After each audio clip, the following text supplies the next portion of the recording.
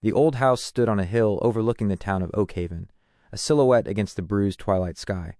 Locals whispered stories about Blackwood Manor, tales of shadows that danced in empty rooms and whispers that rode on the wind. For years it had remained vacant, a monument to a tragedy no one dared to speak of aloud. Elara, a paranormal investigator with a reputation for debunking myths rather than believing them, found herself drawn to Blackwood Manor. Her latest case, a series of increasingly disturbing sleep disturbances reported by the Thorne family who lived at the foot of the hill, had led her here. Mr. and Mrs. Thorne described vivid nightmares, feelings of being watched in their sleep, and a chilling cold that permeated their bedroom despite the summer heat. Their young daughter, Lily, had started speaking in a voice that wasn't her own, reciting cryptic rhymes that sent shivers down their spines. Elara, armed with her EMF meter, thermal camera, and a healthy dose of skepticism, spent her first day meticulously documenting the Thornes' home. She found nothing out of the ordinary. No drafts, no faulty wiring, no unusual electromagnetic fields. Yet, the palpable fear in the Thornes' eyes was undeniable. That night, Elara decided to stay in their house, setting up her equipment in Lily's room. The silence of the house was heavy, broken only by the rhythmic ticking of the grandfather clock in the hallway. As midnight approached, a subtle shift occurred. The air grew colder, and the shadows in the corners of the room seemed to deepen. Elara's EMF meter flickered erratically, despite no apparent source. Then she heard it, a faint whispering, just at the edge of her hearing. It sounded like a lullaby, ancient and sorrowful. Suddenly, Lily, who had been sleeping peacefully, began to stir. Her eyes snapped open, but they held no recognition. Her small mouth stretched into a chilling smile, and the voice that emerged was raspy and old. "The weaver calls," it croaked, the words sending a jolt of ice through Elara. "The threads are thin. Soon, she will pull them all in." Elara, despite her scientific mind screaming for a logical explanation, felt a primal fear grip her. This was beyond anything she had encountered before. She tried to speak to Lily, but the child only continued to chant the unsettling rhymes, her gaze fixed on a point beyond the ceiling. Days turned into nights as Elara delved deeper into the mystery. She researched the history of Blackwood Manor, uncovering a tragic tale of a woman named Seraphina, who lost her child to a mysterious illness within those walls a century ago. Locals whispered that Seraphina's grief had woven itself into the very fabric of the house, her sorrow lingering like a malevolent presence. The Thorne family's condition worsened. Mr. Thorne became withdrawn and plagued by nightmares of endless corridors, while Mrs. Thorne suffered from bouts of sleep paralysis, convinced that a shadowy figure stood over her bed. Lily's episodes became more frequent and intense, her voice echoing with Seraphina's despair. Elara started experiencing strange occurrences herself. She would wake up in the middle of the night with an inexplicable sense of dread, the faint scent of lavender, Seraphina's favorite flower, according to local lore, lingering in the air. She saw fleeting shadows in her peripheral vision and heard whispers that seemed to call her name. Driven by a growing sense of urgency, Elara decided to explore Blackwood Manor. The house stood silent and imposing, its darkened windows like vacant eyes staring out at the world. Inside, dust lay thick on forgotten furniture, and the air was heavy with a sense of profound sorrow. As Elara moved through the decaying rooms, she felt an oppressive presence closing in on her. The temperature dropped dramatically, and her EMF meter went haywire. In the master bedroom, where Seraphina's child had died, she found a small, intricately woven tapestry hidden beneath a loose floorboard. The tapestry depicted a spider web, its delicate threads converging on a single dark center. Suddenly, a gust of wind slammed the door shut, plunging Elara into darkness. She fumbled for her flashlight, her heart pounding in her chest. A low moan echoed through the room, and Elara felt a cold touch brush against her cheek. "She weaves," a voice whispered in her ear, chilling her to the bone. She never lets go. Elara spun around, her flashlight beam cutting through the darkness, but she saw nothing. The whispering continued, swirling around her, growing louder and more frantic. Images flashed through her mind, a grieving mother, a sick child, a desperate plea. Panic threatened to overwhelm her, but Elara fought it back. She focused on the tapestry in her hand, a sudden understanding dawning in her mind. The weaver wasn't just a figure of local folklore, it was Seraphina, her grief so intense that it had become a malevolent entity, weaving nightmares and stealing the peace of those who lived in its shadow. The Thorne family, living in the manor's vicinity, had become entangled in her sorrowful web. Elara realized that the only way to break Seraphina's hold was to sever the connection to her past, to somehow offer her the peace she never found. But how could she console a spirit trapped for a century in a cycle of grief? Returning to the Thorns' house, Elara found the family in a state of near collapse. Lily was catatonic, her eyes vacant, while Mr. and Mrs. Thorn were pale and gaunt, their faces etched with exhaustion and fear. That night, Elara decided to try a different approach. Instead of scientific instruments, she brought with her old photographs of children playing, a music box that played a gentle lullaby, and a bouquet of lavender. She went to Lily's room, where the oppressive atmosphere was at its peak. As midnight approached, Lily began to stir, her body convulsing slightly. The chilling smile spread across her face, and the raspy voice began to speak. "The weaver hungers," it hissed. "The threads tighten." Elara knelt beside the bed, her voice calm and steady. "Seraphina," she said, "I know your pain. I know you lost your child, and your heart has never healed." The voice faltered, a flicker of something akin to surprise in Lily's vacant eyes. Elara continued, her voice filled with empathy. "But your child wouldn't want you to suffer like this. They would want you to find peace." She placed the lavender on the bedside table, its fragrance filling the room. Then she wound up the music box, and the gentle melody of the lullaby filled the silence. She showed Lily the photographs of children laughing and playing, their faces full of life and joy. As the music played, something shifted in the room. The oppressive cold lessened, and the shadows seemed to recede. Lily's breathing became more regular, and the chilling smile slowly faded, replaced by a look of confusion. The raspy voice was gone, replaced by Lily's soft, childlike murmur. "Mommy? Daddy?" she whispered, her eyes focusing on her parents who stood anxiously in the doorway. Tears streamed down Mr. and Mrs. Thorn's faces as they rushed to their daughter's side. The nightmare was finally breaking, but Elara knew it wasn't over. Seraphina's grief was deeply entrenched in Blackwood Manor. The Thorn family was safe for now, but the manor remained a beacon of sorrow. The next day, Elara returned to Blackwood Manor. She went to the master bedroom, the woven tapestry clutched in her hand. Standing in the center of the room, she spoke aloud, her voice clear and strong. "Seraphina," she said, "your grief has held you captive for too long. It's time to let go. Your child is at peace, and it's time for you to find peace, too."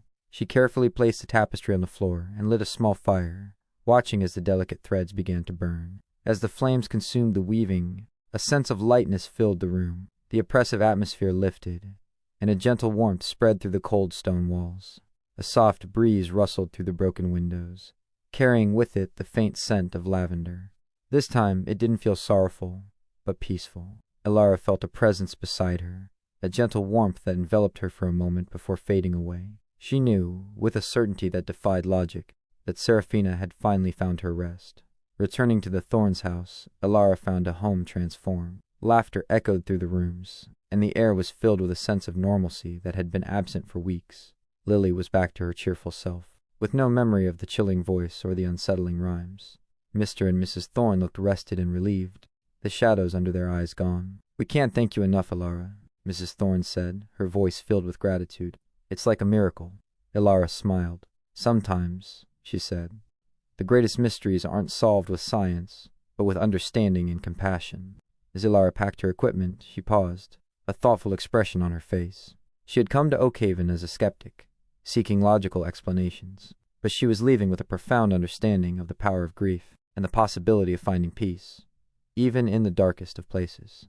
She knew her experience at Blackwood Manor would stay with her, a reminder that the world held more mysteries than science could explain, and that sometimes the most terrifying darkness could be overcome by the simplest act of human kindness. The blood ran cold in Elara's veins, a primal fear gripping her heart like a vice. The gentle, melancholic notes of the lullaby, the very tune that had been the harbinger of dread in the Thorn household, now emanated from her car radio. She hadn't touched the dial. It had been tuned to a talk show. Her breath hitched in her throat. This couldn't be a coincidence. With trembling hands, she flicked off the radio, the sudden silence amplifying the frantic thumping of her own pulse. She glanced again at the rearview mirror, her eyes straining in the fading twilight. The shadow was gone. Had it been her imagination, a trick of the light playing on her weary mind? She desperately wanted to believe so, but the icy tendrils of unease that snaked around her insisted otherwise. Ignoring her instincts to floor the accelerator and escape Oakhaven as quickly as possible, Elara pulled over to the side of the deserted country road. The engine idled softly, the only sound breaking the stillness of the evening. She needed to think, to rationalize what she had just experienced. The lullaby. It was undeniably the same melody. In the shadow, even though it was fleeting, she could have sworn she saw a slight, almost childlike form in the reflection. Seraphina's child? But that was impossible. The tapestry was burned. The oppressive presence in Blackwood Manor had lifted. She had felt it, a tangible release, a sense of peace settling over the haunted house. Could some residual energy, some lingering echo of Seraphina's sorrow, have somehow followed her? The thought sent a fresh wave of chills down her spine. She was a scientist, a pragmatist.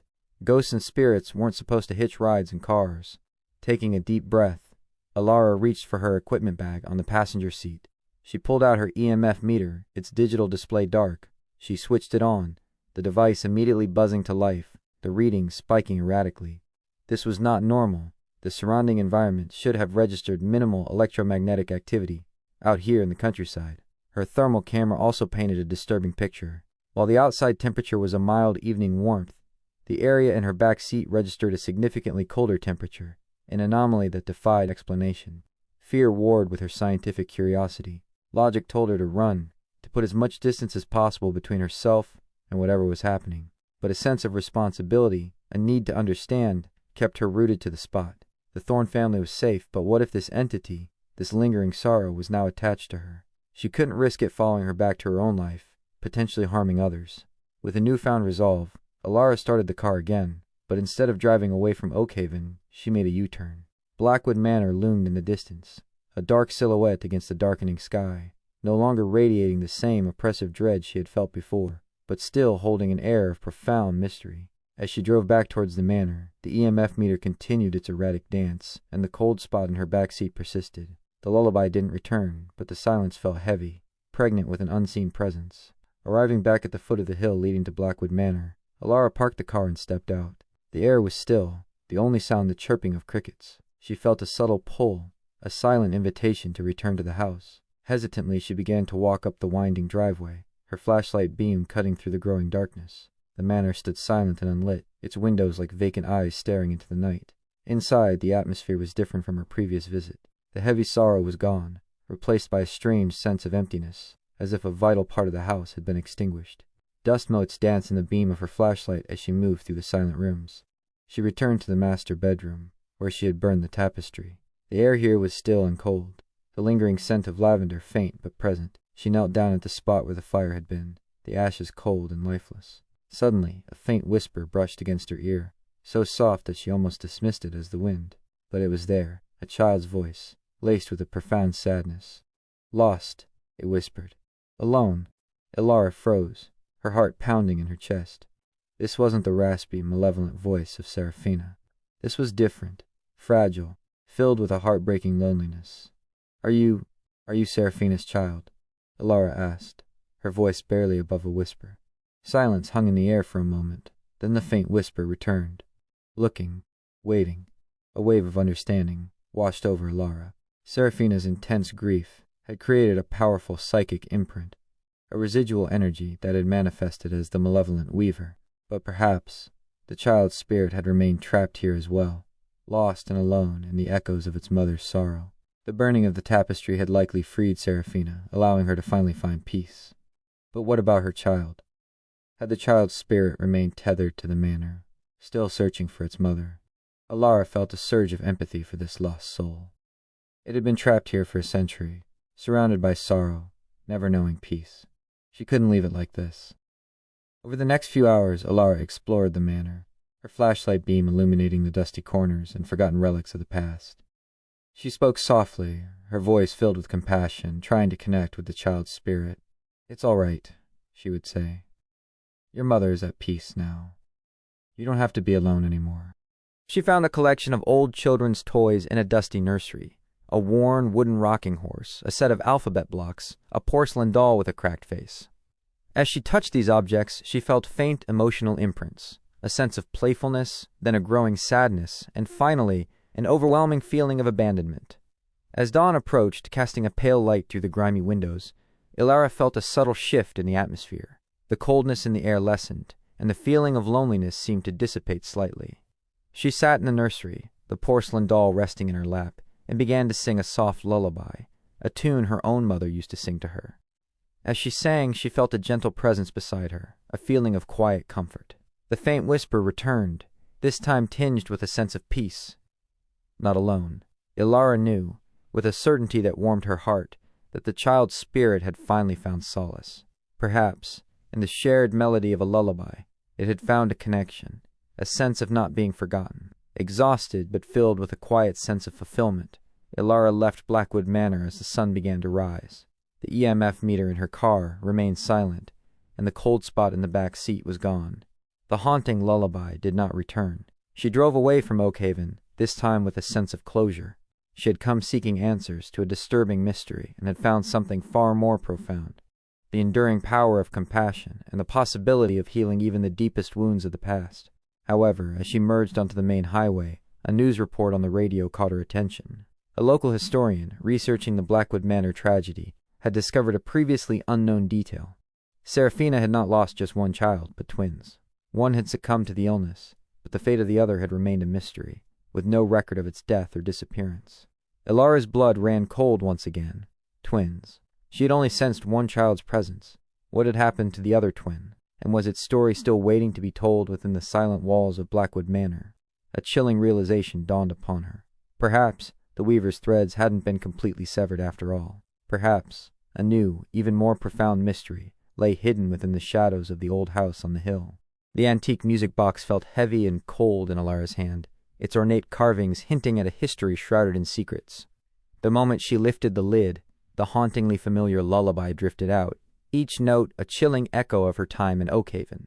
It was a melody that now resonated with a deep sense of unease, a stark reminder that some threads of the past refused to be severed. The tarnished silver locket that tumbled into her palm was surprisingly weighty. Its surface was etched with delicate floral patterns, and a tiny clasp hinted at hidden contents within. With trembling fingers, Elara opened it. 2 miniature portraits stared back at her. Identical twins, their small faces framed by delicate curls, gazed out with an unnerving intensity. Their eyes, though painted, seemed to hold a profound sadness, a silent plea that sent shivers down Elara's spine. They were undoubtedly Seraphina's children, but the realization that there were two, and she had only sensed one, sent a fresh wave of disquiet through her. The small folded piece of paper tucked inside the locket contained a single, chilling sentence. "She waits for her sister." Elara's mind raced. Who was waiting? The surviving twin? And what were they waiting for? The historian's discovery about the twins now cast a sinister light on her previous experience. Had she only freed one spirit, while the other remained trapped, perhaps in a deeper, darker corner of Blackwood Manor? The package had arrived anonymously, with no return address or any indication of who had sent it. It was as if someone, or something, wanted her to return to Oakhaven, to delve deeper into the manor's tragic history. Despite her reservations, a sense of obligation compelled Elara.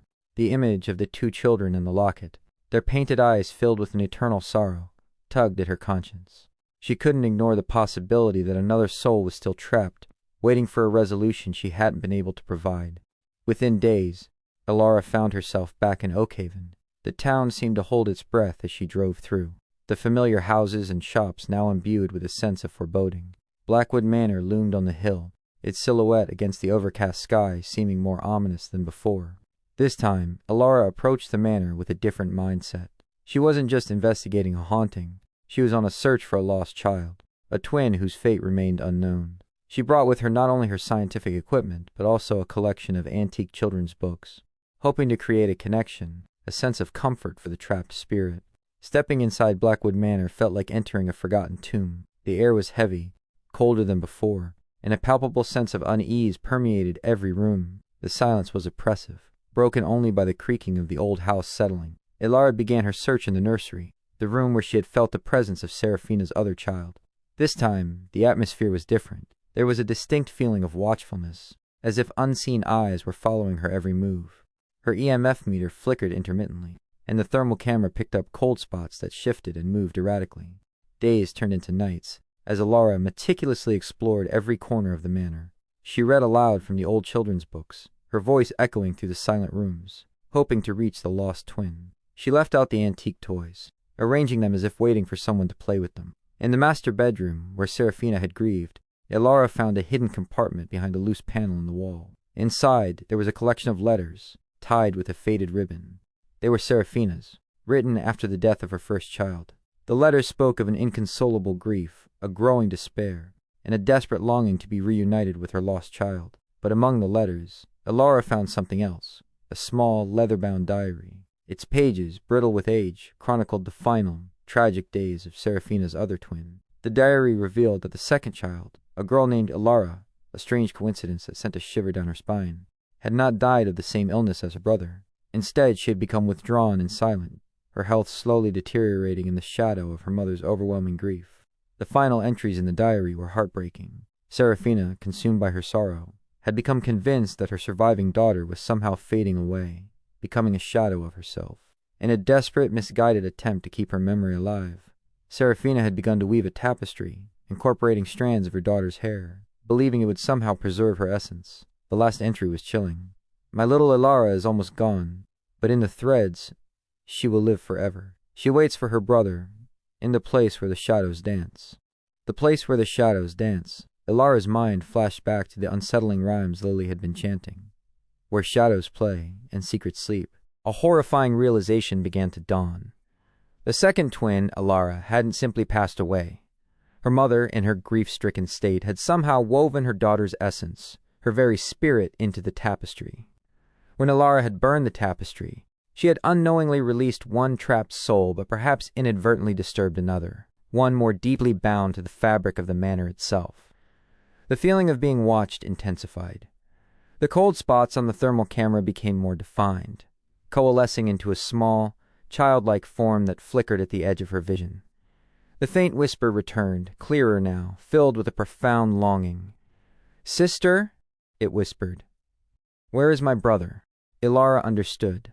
The surviving twin, Elara, was still trapped within the manor, her spirit tethered to the place of her suffering, waiting for a reunion that could never happen in the way she imagined. Following the chilling whisper, Elara found herself drawn to the attic, a dusty, forgotten space filled with cobwebs and discarded relics. The air here was thick with a sense of stillness, a heavy silence that felt both oppressive and expectant. In the center of the attic, bathed in a sliver of moonlight filtering through a grimy window, Elara saw it, another tapestry, hidden beneath a pile of old furniture. This one was different from the first. It was smaller, more intricate, woven with strands of pale hair that shimmered faintly in the moonlight. The image depicted on this tapestry was a single, solitary figure. A small girl, her face etched with sadness, reaching out with a longing expression.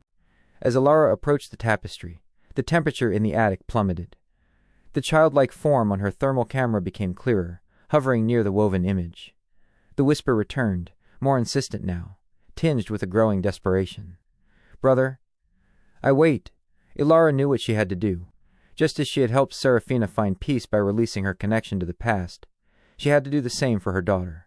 The tapestry was the key, the physical manifestation of her trapped spirit.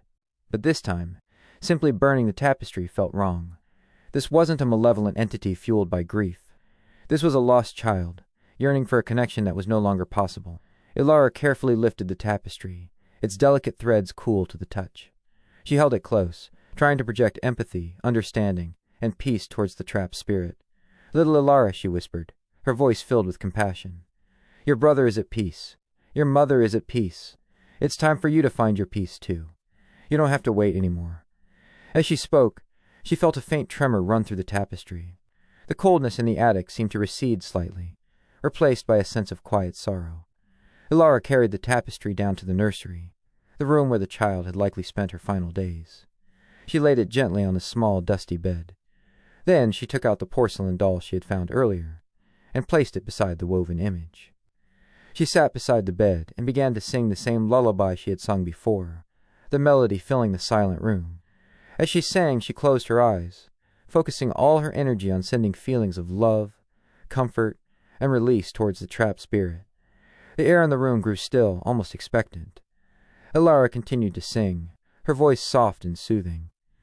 After a while, she felt a subtle shift, a sense of lightness, as if a heavy burden had been lifted.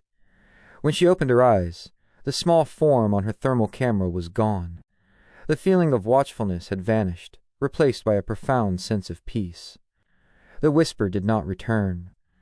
Elara knew, with a deep certainty, that the lost twin had finally found her way to peace. The waiting was over. As she left Blackwood Manor for the second time, the rising sun cast a golden glow over the old house on the hill. It no longer seemed menacing, but rather a place where a long and tragic story had finally reached its resolution. Elara knew her journey into the mysteries of Blackwood Manor was likely over. But the faces of the twins in the locket, their painted eyes now seeming to hold a sense of quiet serenity, would forever remain etched in her memory, a testament to the enduring power of empathy and the possibility of finding light even in the darkest of shadows.